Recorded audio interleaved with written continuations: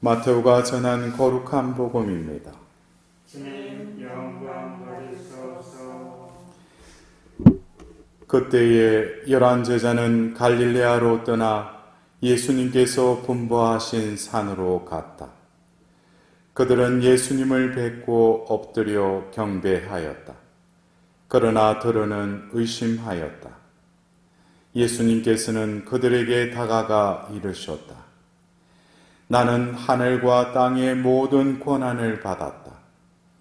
그러므로 너희는 가서 모든 민족들을 제자로 삼아 아버지와 아들과 성령의 이름으로 세례를 주고 내가 너희에게 명령한 모든 것을 가르쳐 지키게 하여라.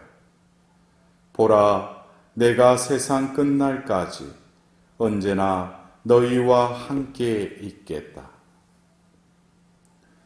주님의 말씀입니다. 그리스도님 찬양합니다.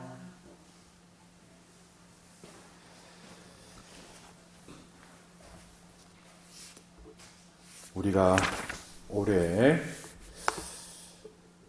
세속 달력은 1월 1일 신정으로 새해가 시작됐지만 우리 그리스도인에게 우리 교회에서는 바로 이 대림 일주일을 시작으로 한 해가 또 시작되었습니다. 어쩌면 우리가 이 세상을 살면서도 또 다른 어떤 시간표에 따라서 우리는 삶을 살아가는 하나님의 또 백성이요 자녀들인 것입니다. 그래서 우리가 이 한 해라는 이 시간대를 보면은 바로 하나님의 구원 사업에 당신의 족적을 어쩌면 당신의 그 섭리하심을 우리에게 올해도 이 전례력을 통해서 드러내신다는 거예요. 그냥 우리가 기념하고 뭐 축일, 대축일, 기념일 이것을 지키는 것이 우리의 또 응답이지만 중요한 것은 하나님께서 매년 우리에게 당신의 그 구원의 행적을 이 전례력을 통해서 드러내시는데 우리는 그것을 그 전례 시기에 맞는 하나님께서 드러내시고 말씀을 통해서 또 당신의 은총을 통해서 우리와 함께 하시는 그것에 우리가 응답드리며 미사를 참여하고 하나님께 기도드리고 하나님께 찬미와 영광을 돌리는 것이 우리 하나님 백성의 또 의무이기도 하지 않겠습니까? 어쩌면 우리에게 드러내신 하나님의 그 신비, 이것은 구약에서는 이스라엘 백성들은 아직까지도 2000년 전 그 나자렛 예수를 메시아라고 인정하지 않죠. 그리고 어떤 뭐 타 종교, 이슬람교에서는 예수를 그냥 한 예언자 중에 한 사람으로만 그렇게 여기죠. 그러나 우리는 바로 예수님을 하나님의 아들, 성자 예수 그리스도라는 것을 믿는 종교입니다. 그래서 우리는 이 삼위일체가 그냥 성경에 그렇게 드러났기 때문에 그것이 아니라 우리에게 있어서는 요즘 얼마나 현혹하고 거짓으로 하나님의 진리를 또 방해하고 또 많은 자녀들이 또 그 유혹에 빠져서 이상한 길로 가는, 그래서 가짜 그리스도, 또 심지어는 성모님의 그 가르침을 왜곡해서 이단들이 생기는 게 지금 우리 현세입니다. 그래서 우리가 이 삼위일체의 이 신비, 이것은 우리가 이해하려고 해도 하지 못하지만 요 며칠 사이에 이곳에 이제 뭐 비가 계속 오락가락하고 근데 오늘 아침에 이 주일날 아침에 햇볕이 또 쬐고 그래서 제가 오늘 또 시간이 나면 산으로 좀 이렇게 올라가는데 문득 오늘 그 숲속에서 머물면서 어쩌면 나라는 존재보다도 그 자연 속에 한 존재가 이렇게 머물러 있는데 어떤 별의별 새소리, 또 어떤 울창한 이 녹음이 짙은 이 나무들, 또 이 땅들, 이 신선한 공기. 뭐 신선한 공기 그러니까 신부님은 좋겠다 그런 데 사시고 일종의 미세먼지. 근데 이곳에는 자연의 덕택으로 정화가 돼서 그래도 다른 곳보다는 신선한 공기를 또 들어 마시고 내쉴 수가 있죠. 근데 제가 이렇게 머물면서 문득 오늘 삼위일체의 그 신비를 생각하는 게 아니라 그 상황 속에서 나라는 존재, 그래서 이 자연이라는 이 창조된 이 피조개 안에 나도 창조되었지만 이 피조물인 이 존재는 하나님을 생각할 수 있고 또 하나님께 감사드릴 수 있고 또 하나님께 기도할 수 있는 그 권한을 내가 가지고 있음을 하나님께 참 감사드렸어요. 그러면서 햇볕이 나에게 이렇게 이 존재에 이렇게 비치면서 따스함과 또 어떤 그런 햇볕의 그 존재를 느낄 수 있는 것. 이것이 어떻게 보면은 제가 이렇게 말로는 다 못하지만 우리가 그래요. 우리 존재가 어떤 존재인가. 그래서 성경에서는 바로 그 창세기 1장에 창조에 대한 그 말씀을 이렇게 말하면서 결국 1장 26절에 우리와 닮은, 우리와 비슷한 사람을 만들자 그래요. 여기서 보면은 하나님이 우리라고 이렇게 표현하고 우리 모습대로 우리와 닮은 존재. 그러니까 이 우리라는 것은 복수지만 일체죠. 그래서 우리와 비슷한 우리 모습대로, 이것은 결국 사람이라는 존재는 이미 창세기 1장 26절에 그 존재를 지으실 때부터 당신 모습대로 당신을 닮은 존재인데 그 존재가 바로 뭐예요? 바로 삼위일체의 그 하나님이 이미 창세기 1장에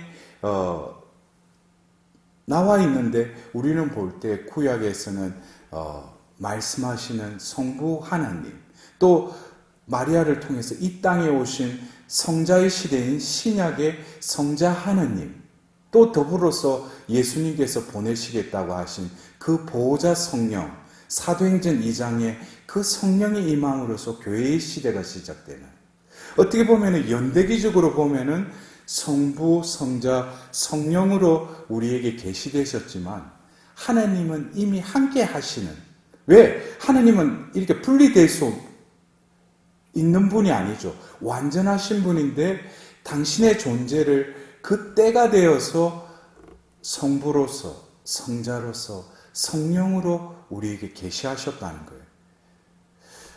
어떻게 보면은 그 계시된 하나님, 성부, 성자, 성령으로 우리에게 당신을 계시하셨는데, 어떻게 보면은 구약의 하나님의 선민인 이스라엘 백성들, 또 성자의 시대에 그 유대 땅에 예수님을 만났던 이들, 또 그 성령이 임하시면서 그 교회의 시대가 시작되고, 우리들도 이 교회의 일원으로 하나님의 자녀로 부르심받은 우리들에게 있어서 어떻게 보면 인간이라는 그 존재성에 대해서도 하나님께서 연대기적으로 당신을 드러내셨다면 우리들도 우리의 존재됨을 먼저 하나님, 아버지, 또 그리고 예수 그리스도, 또 우리 안에 계신 성령 하나님,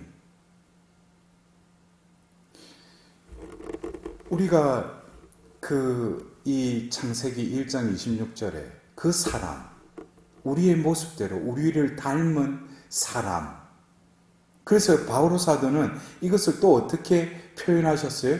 에페소서 2장 10절에는 우리는 하나님의 작품입니다. 작품이라는 거예요. 그러면서 뭐래요? 하나님께서는 미리 예정하신 대로 우리가 선한 생활을 할 수 있도록 그리스도를 통해 만드신 작품입니다. 그러니까 우리가 사람을 창조하실 때 이미 하나님은 당신의 모상으로 우리를 창조하셨는데 이미 하나님은 죄를 지으실 것을 아는 것이 그것을 그렇게 허락하신 게 아니라 하나님이 만일에 인간이 죄를 안 지었다면은 삼위일체적인 존재로 그 창조된 그 피조물은 삼위일체된 존재를 유지하면서 살았겠죠. 하나님과 통교하면서 하나님 말씀에 순종하면서 살았겠죠. 그러나 이 죄로 인해서 인간의 본성이 인간이 변질이 되면서 결국 하나님은 있는 자로서의 존재하시는 분이신데 있는 자의 그 토형체인 그 사람이 변질이 되었기 때문에 하나님도 변질이 된 것이 아니라 그 인간이 타락됨으로 인해서 하나님도 당신 자신을 온전히 드러내실 수밖에 없었다는 거예요. 이 포인트를 우리가 이해를 해야 돼요. 하나님은 하나님 그 자체로 존재하시는데 이 죄를 지었기 때문에 하나님을 삼위격으로 연대기순으로 드러내셨다는 거예요. 그렇다면은 우리가 성자 예수 그리스도는 우리를 구원하시기 위해서 동정녀 마리아의 끝에 잉태되어 이 땅에 오셨고 때가 되어서 세례받으시고 공생애를 시작하셨는데 우리가 요한복음을 보면은 19장에 이제 예수님께서 잡혀서 끌려가서 온갖 고문을 당하고 고초 가운데 온몸이 만신창이가 돼서 그 빌라도가 그 군중들 앞으로 예수님을 이렇게 데리고 나옵니다. 그러면서 바로 그 요한복음 19장 5절에 보면은 예수님을 가르쳐서 자, 이 사람이다 라고 예수님을 지칭합니다. 자, 이 사람이다. 액체 호모. 바로 사람. 자, 이 사람이다 하고 예수를 가르칩니다. 예수님의 모습은 만신창이가 된 그 모습. 어쩌면 예수님의 그 요한복음 19장 5절에 그 사람은 2000년 전 그 이스라엘 군중 앞에 서 있는 예수라는 그 존재는 바로 나의 모습이기도 하다는 거예요. 당신의 모습으로 보시니 참 좋은 그 존재로 사람을 지으셨는데 결국 죄로 타락해서 하나님은 그들을 구원하기 위해서 구약의 소수의 유목민인 그 이스라엘 백성을 부르셔서 계약을 맺고 그들에게 계명과 법을 주시고 그것을 지키라고 했지만 그들은 끊임없이 어기고 하나님하고의 관계를 파기하고 그러나 하나님은 다가올 또 새 시대를 위해서 그 이스라엘 백성들을 또 이끌어 가십니다. 이제 예수님께서 우리를 구원하시기 위해서 이 땅에 오셨지만 그 사람은 이미 타락했을 뿐만 아니라 그 창조주이며 구원자이신 그 하나님께서도 그들의 모든 죄를 다 짊어지고 어쩌면 이 사람이다라는 그 사람이 예수님을 지칭하기도 하지만 바로 예수님은 먼저 그 인간의 타락된 그 모든 것을 끌어안고 그것을 지닌 채로 바로 십자가 형틀에 매달려서 그 죄의 그 속죄를 위해 죽음을 맞이합니다. 결국 그 사람을 다시금 살리기 위해서 그 사람이 무엇이길래 왜냐하면 그냥 다른 피조물과는 다르게 이 사람은 우리와 비슷한 존재이기 때문이죠. 하나님의 작품이기 때문에 오늘 우리는 하답송으로 행복하여라 주님이 당신 소유로 뽑으신 백성 우리는 뭐라는 거예요? 당신의 소유라는 거예요. 소유. 우리는 나라고 생각을 해요. 하나님은 그냥 타자라고 생각해요. 내가 필요할 때, 기도하고 싶을 때 하나님 불러요. 그러나 우리라는 이 존재는 이미 우리를 창조하실 때 나에게 모든 자유의지, 권한, 의무도 다 주셨지만 그러나 이 생명권은 하나님께 있죠. 결국 이 생명을 다시금 회복시키기 위해서 예수님이 모든 죄를 끌어안고 그 죄와 죽음을 당신이 몸소 죽음으로 처이기셨는데 결국 이 생명을 다시금 원상복귀하기 위해서 이제 뭡니까? 당신의 생기, 당신의 숨, 당신의 그 생명을 다시금 우리에게 보내시죠. 결국 우리가 오늘 지극히 거룩하신 삼위일체 대축일을 지내면서 하나님께서 왜 우리에게 이 삼위의 신비를 드러내셨는가? 근데 그 삼위로 드러내셨는데 그분이 한 분이시라는 이 삼위일체 신비. 오늘 우리는 이 신비 속으로 들어가서 나라는 존재를 다시금 바라봐야 돼요. 하나님이 당신을 그렇게 계시하신 것은 나라는 존재가 바로 삼위일체의 존재이기 때문에 또 삼위일체의 그 신비를 내가 살아가야 된다는 거예요. 제가 서두에 조금 어설프지만 오늘 제가 숲속에서 체험했던 그 순간, 그래서 우리는 늘 살아가면서 그 순간순간에 우리의 존재답게 산다는 것은 삼위일체답게 살아야 된다는 거예요.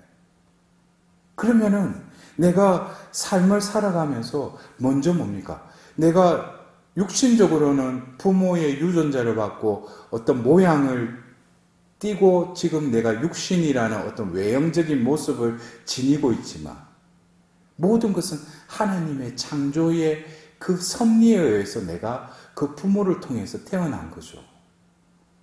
그렇다면 우리는 거울을 보면서 나의 어떤 외형적인 모습을 볼 것이 아니라 바로 나를 창조하신 하나님을 느껴야 되겠죠.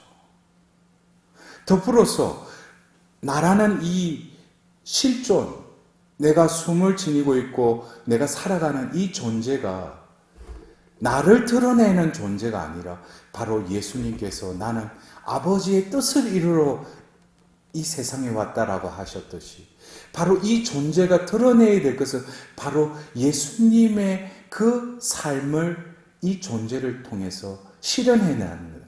그래서 어떻게 보면은 우리는 삼위일체적인 하나님의 닮은 존재라는 것은, 작품이라는 것은 우리 존재에 하나님의 그 신비가 반영되어 있다는 거예요.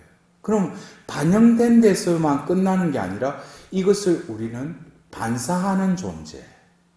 결국 우리가 나를 위해서 살아가고 내가 필요할 때만 하나님 찾는 그것은 삼위일체적인 삶을 사는 게 아니죠.